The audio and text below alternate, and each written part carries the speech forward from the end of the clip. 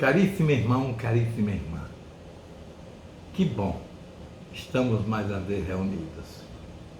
Como a Escritura diz, com bom e com jucundo, com agradável, é os irmãos estarem unidos no Senhor.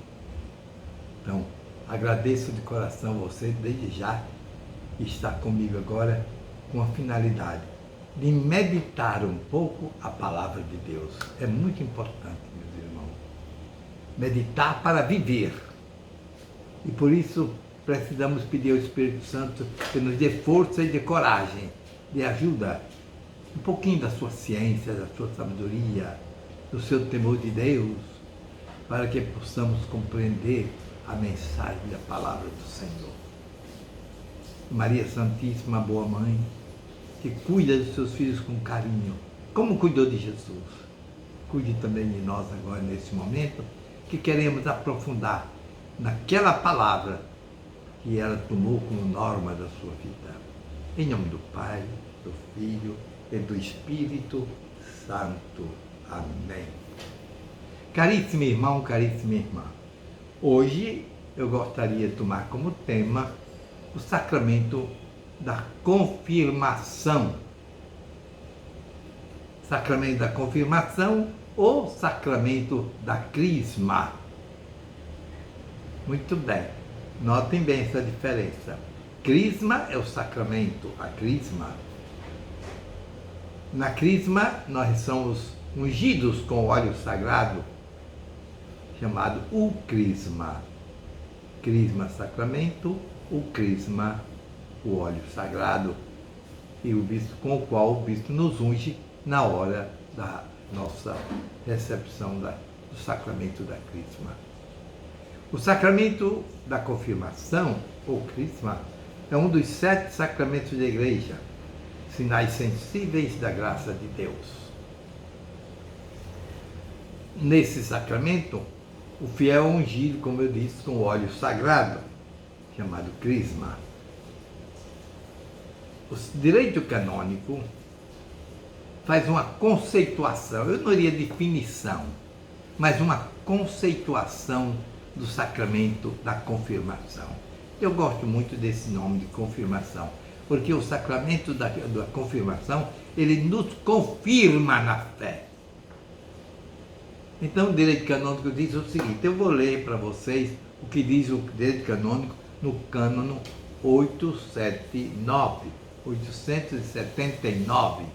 Diz o seguinte, o sacramento da confirmação, que imprime caráter, depois vamos comentar, que imprime caráter, pelo qual os batizados, continuando o caminho da iniciação cristã, são enriquecidos com o dom do Espírito Santo e vinculados mais perfeitamente à Igreja, fortalece-os e mais estritamente os obriga a serem testemunhas de Cristo e pela palavra e pela ação, e a difundirem e a defenderem a fé.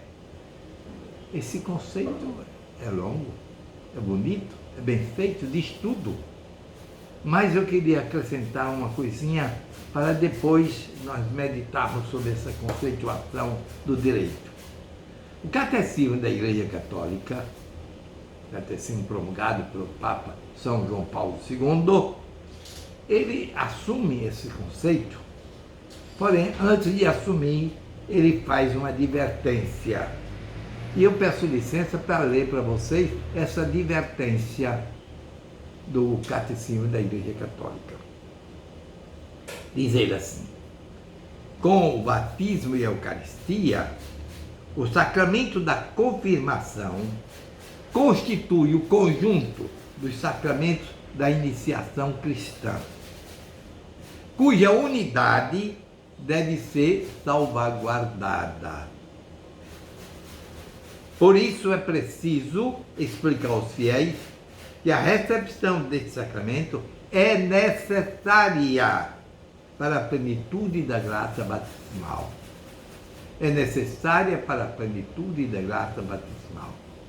Ou seja, no batismo, você recebe a graça de Deus, se torna filho de Deus, irmão de Jesus Cristo, membro da Igreja Católica, né? Mas tudo isso, todas essas graças batismais, elas são confirmadas, plenificadas pelo sacramento da confirmação. E ele, juntamente com o sacramento da Eucaristia e do batismo, forma uma unidade que nós chamamos iniciação cristã. Ou seja, pelo batismo você entra na fé cristã, membro da fé cristã, é um cristão. Pela confirmação, você é confirmado nesta fé, com todos os deveres e obrigações e privilégios. Terceiro, pelo sacramento da Eucaristia, você é alimentado para se conservar nessa fé. Então, caríssimos irmãos e irmãs, vocês estão vendo que é uma unidade. Daí a necessidade de ser crismado, para você conservar essa unidade. Do contrário, você faz uma parte e não faz outra. Você entra na fileira dos cristãos, batismo, você se alimenta pela comunhão, mas não se confirma, não completa a graça batismal. E é pelo sacramento da confirmação que você consegue fazer a plenitude da graça batismal. Agora voltemos ao conceito dado pelo direito canônico. Ele diz o sacramento de confirmação que imprime caráter. Caráter significa uma marca indelével daquele que é batizado e agora é confirmado. É como quem diz assim: olha, você agora é cristão de verdade. É cristão de verdade. Por quê? Porque agora você foi confirmado na fé. Eu vou fazer uma comparação tola, mas que pode ajudar. É como se alguém fosse selado, ferrado com ser cristão.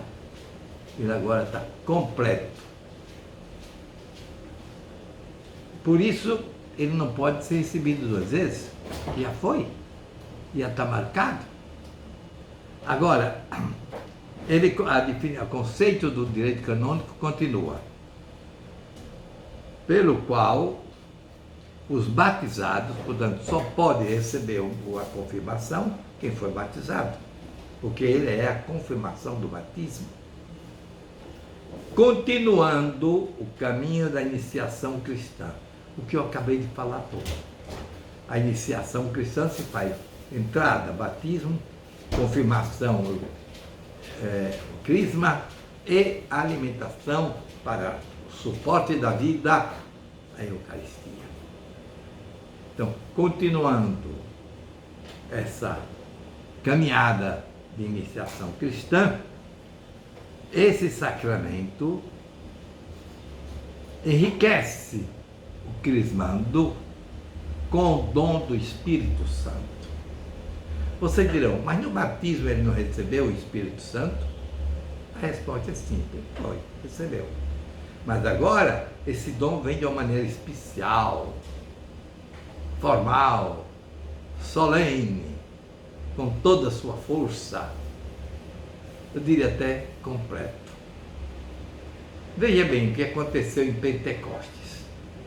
Os apóstolos estavam batizados, os apóstolos estavam ligados a Jesus, mas é na Eucaristia, é na confirmação, no dia de Pentecostes, que ele recebe os dons do Espírito Santo com todo vigor, com toda força, com toda solenidade. E aquele dia modifica a vida dos apóstolos. Medrosos, agora corajosos. Ignorantes, agora sábios. Pecadores, agora santos. Homens indecisos, agora com a decisão firme de seguir o Mestre, ensinar a sua doutrina até a morte. O Espírito Santo modifica a estrutura daqueles que o recebem do modo solene, na crisma? Sim, modifica fisicamente. Eu vou dizer por quê. Porque a pessoa torna-se mais alegre, mais feliz, mais corajosa e também mais sábio. E modifica espiritualmente, que dá o dom da coragem, da fortaleza, da sabedoria, da ciência. O Espírito Santo revela os mistérios de Deus ao crismado. Se torna crismado. Caríssimos irmãos, você diz, mas isso eu não vejo. Não vê porque o crismado, na maioria das vezes, não se abre para a realidade do sacramento. Não vive a realidade do sacramento. Vamos resumir essa conceituação. Ainda falta dizer uma coisinha. Fortalece-os mais estritamente, porque estão mais vinculados à igreja agora. Fortalece-o mais perfeitamente, mais estritamente, mais completamente. Estão fortalecidos. É o dom da fortaleza. E os obriga, olha, obrigação a serem testemunhas de Cristo. Quer dizer, olhando um crismado, você diz, ele é cristão. De verdade. Pela sua vida sacramental, pela sua vida sacramentária, pelas suas atitudes, pelo modo de ser, de agir, de pensar, de falar, de escrever, ele é cristão. E continua. Testemunha de Cristo pela ação. Você não vai fazer nada que seja contrário à doutrina cristã. Pela palavra, você não vai dizer nada que seja contrário à doutrina cristã. E ainda continua. Obrigados a viver assim e a defender a sua fé.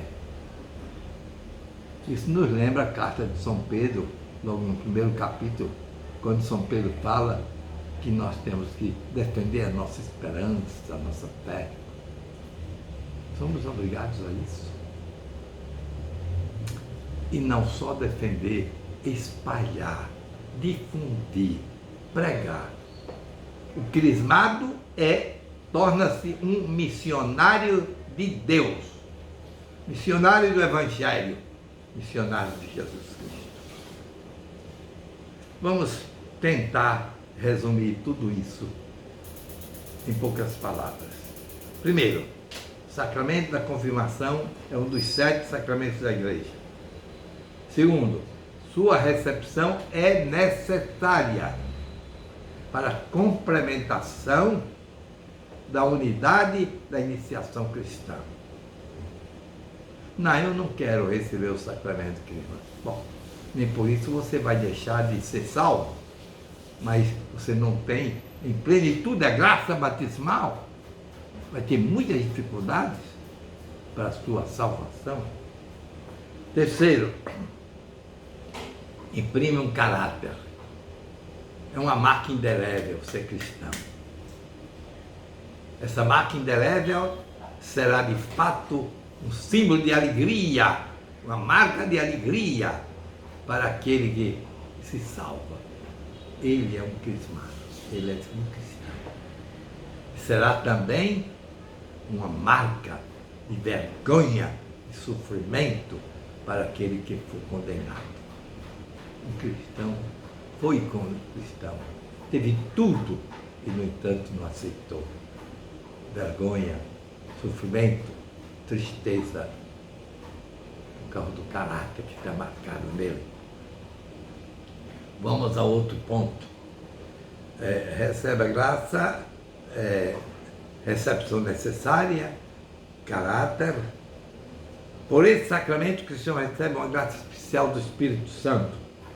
É o seu Pentecostes, a sua grande festa, É o momento do Espírito Santo cair sobre ele, entrar sobre ele para transformá-lo. É, portanto, naquela hora que ele é confirmado no estado de cristão. E por isso ele fica mais ligado à igreja. Ou seja, ele tem mais obrigações para com a igreja. Não só de frequentar a igreja, a sua igreja, mas também de cuidar da sua igreja.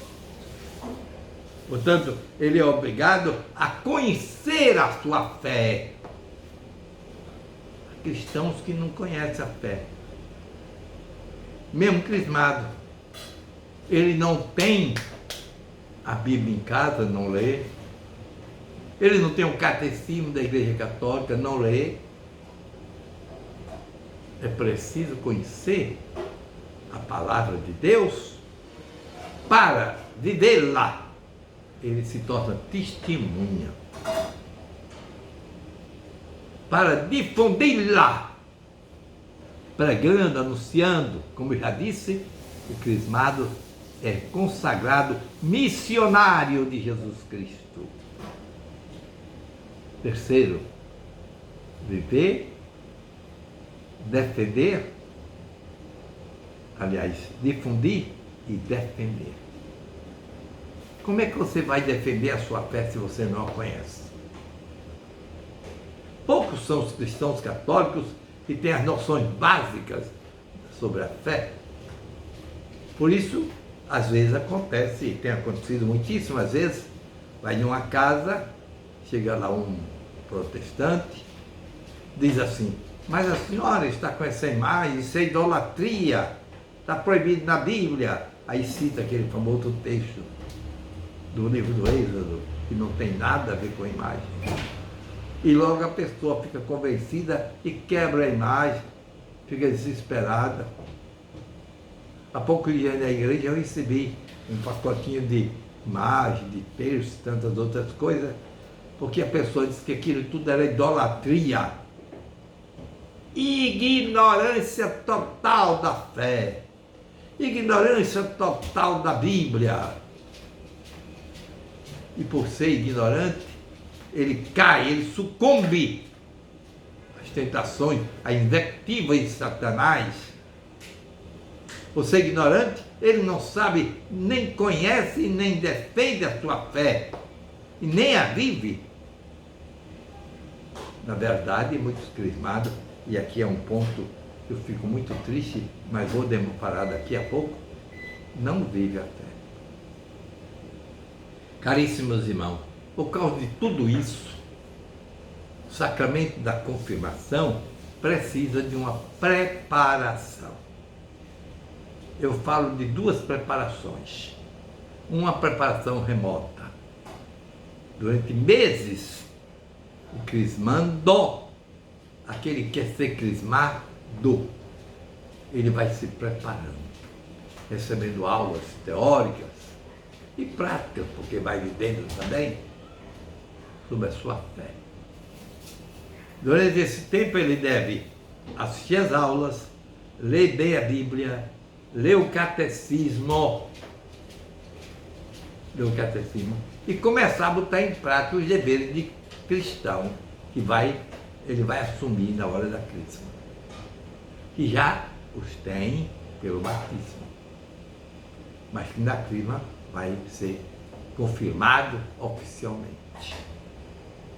Pois bem, essa é a preparação remota. A preparação próxima se dá quando o crismando está chegando perto do dia da crisma. Então, vale a pena um retiro espiritual, vale a pena, não deve haver uma boa confissão, uma palestra final. Essa é a preparação que eu falo, imediata, próxima, na hora. Mas, caríssimos irmãos, além dessa preparação remota e próxima, nós temos que descobrir no crismando a vontade sincera de assumir aquela responsabilidade, aquelas obrigações, para ter os privilégios, os benefícios, as benesses de um crismado. Acredito que a maioria, 99%, daqueles que se crismam não sabem nada. Não sabem nada, pela minha experiência. Tanto assim que eu fico muito triste, porque depois da crisma, e no dia da crisma, sobretudo os jovens, fazem muita festa, né? Vem bem vestido, roupa adequada, camisa com símbolos. E depois? Desaparecem.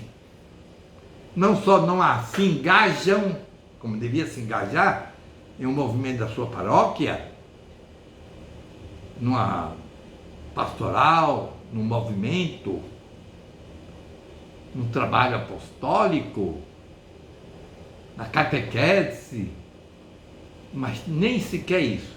Deixa de frequentar os atos mais essenciais, como a Santa Missa, os domingos e dias santos. Não aparece. Para que recebeu? Para que ele foi crismado? Vai responder seriamente a Deus. Disse a Deus que queria e não praticou de jeito nenhum. Caríssimos irmãos e irmãs, o sacramento da confirmação é lindo. Ele nos transfigura. Ele nos faz um novo cristão, um cristão perfeito na teoria. Mas na vida somos nós que devemos viver o sacramento. Vivendo essa conceituação do direito canônico, nós podemos dizer: eu sou um cristão. Vivo, conheço a minha fé, defendo a minha fé, prego a minha fé e vivo a minha fé.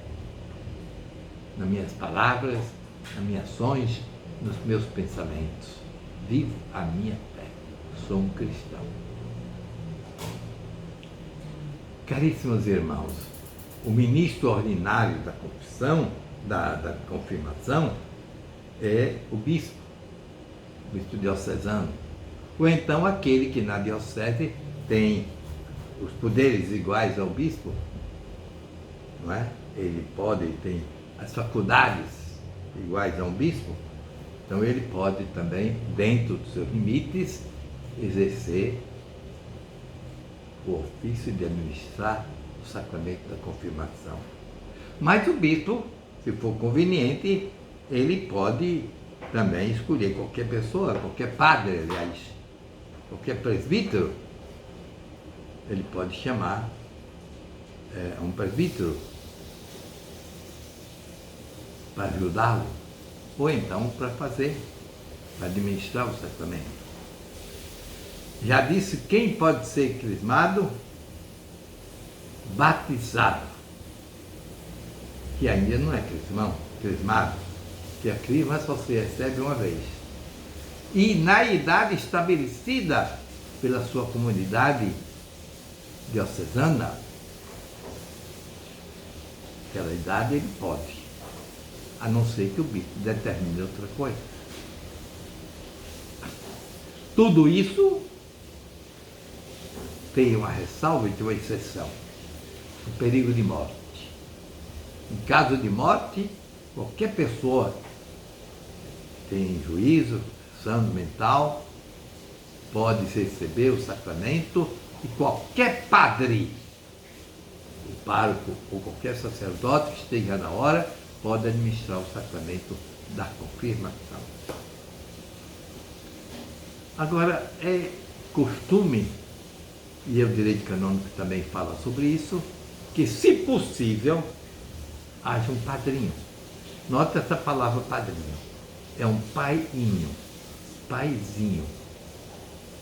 É um segundo pai, que vai cuidá-lo da parte espiritual. a responsabilidade do padrinho é muito grande. Ser pai espiritual. O direito fala que é conveniente que tenha o mesmo padrinho do batismo. Pessoalmente eu acho que é bom até um outro, porque os dois vão se ajudar. Mas isso é uma opinião muito pessoal. O batismo, você tem um padrinho. Na crisma, você pode ter o mesmo, e é conveniente, diz o direito, ou escolher o outro. Mas quem é o padrinho? Primeiro, o crismado é que deve escolher. Ele, a não ser haja um motivo grave que o pai, a mãe ou outro escolham. Segundo, tenha pelo menos 16 anos de idade. A não ser também que haja outra determinação do arcebispo. Seja católico, confirmado e praticante na fé. Porque o padrinho ele vai ser responsável para que aquele crismado viva a fé, seja testemunha. Como é que o padrinho, que é o pai, o responsável, o pai espiritual, não vai dar exemplo?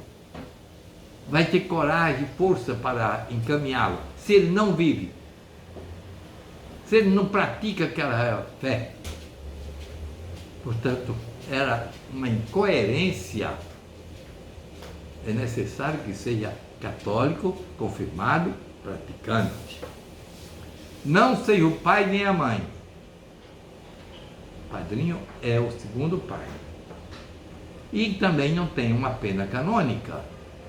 Seja um excomungado, por exemplo, não pode. Mas quero terminar tudo isso hoje, lembrando que, com todos os cuidados, com todas as preparações, com todas as festas, é lamentável que a maioria dos crismados, depois daquela festa bonita, desapareçam da igreja. Desapareçam da igreja. Fico triste, eu como pároco fico triste. São pouquíssimos que se engajam na catequese ou em qualquer outro trabalho da igreja. O bom seria que o pároco reunisse depois todos, mostrasse as pastorais, os trabalhos, convidasse para cada um se engajar. É livre, claro. Se não quer, paciência. Mas oferecer oportunidades. E é bom também lembrar que seria conveniente que o pároco lhe mandasse, o crismado, recém-crismado, uma lembrancinha. Olha, você está crismado.